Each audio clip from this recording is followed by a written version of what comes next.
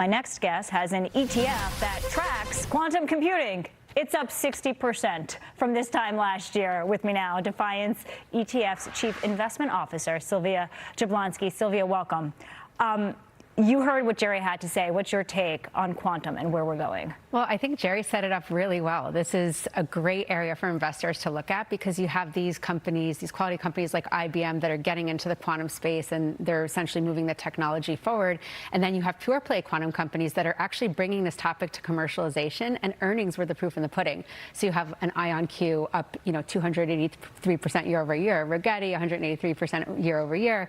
And basically they're earning money, they're producing something, it's becoming commercialized, government spending is behind it, and you're seeing these improvements in things like drug discovery, banks, energy, material science. I said this was the futuristic segment that is happening right now. Robotics. Yes. I mean, taking center stage. Unitree, a robotics company, the humanoids.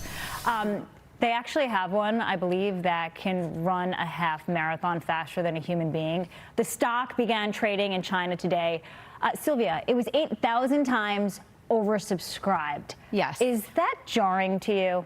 It's actually not, and it was up over 600% at some point. I think it closed in the 430% range. There is this massive, massive evolution happening with China robotics. We just launched a China robotics fund, and it's because there's this aging population, and there's this improvement in generative AI, as well as the body and the mechanics of building a humanoid robot that can actually change the way we live, work. It can manufacture goods, it can run, it can jump 200 meters, as you said, and China's really leading the charge here, and Unitree just shows you what the level of interest is in that potential investment. Look at that robot go. So correct me if I'm wrong, but the brain of the humanoid is AI and inference. So and the limbs, I suppose, the arms and legs, that's the physicality, that's the physical display. And is that where we're at right now? Yeah, so leg one of the AI trade was basically AI, right? The chips, the brains, generative AI are the brains of the humanoid robot. But now you have companies in China specifically that can scale and manufacture the motor, the nervous system, the sensors, the actuators, the things that allow this robot to move. And Unitree's a great example. They have 5,500 robots that can now be deployed to do work in factories in a country where the aging population is, That's great for China, but I live here in America. What about U.S. companies? Same thing. In the U.S., you have these massive plants and manufacturers, and you can employ these humanoid robots to help increase and boost productivity. Okay, I don't want to rain on your parade, but we've tested these robots doing stories in the past, and there's a huge delay, and they don't do exactly what they're supposed to do, and it's frustrating. I understand it's new. Yes. At what point will we get to the moment where I really have a personal assistant and it's a robot?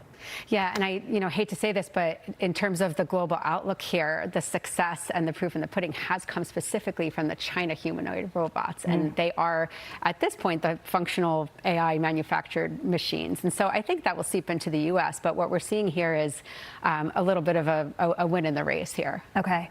Memory stocks, roller coaster, but mostly higher in recent months. What memory stocks do you like?